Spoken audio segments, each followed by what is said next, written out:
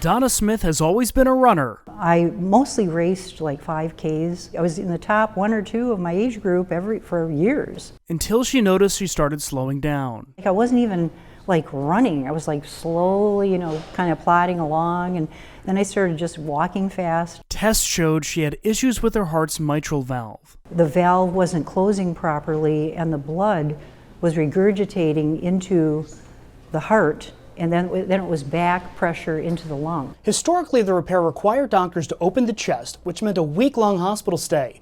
But now surgeons like Dr. Daniel O'Hare can utilize the Vinci surgical robot to make a less invasive approach.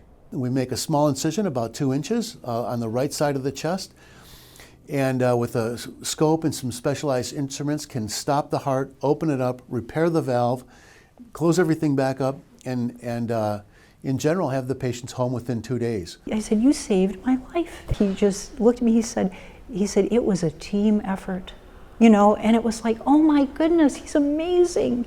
Now Smith is feeling better than ever. We got 9 grandchildren, and one of the things we do is, we run around and play. I want to be one of those active grandmas. All made possible thanks to expert care.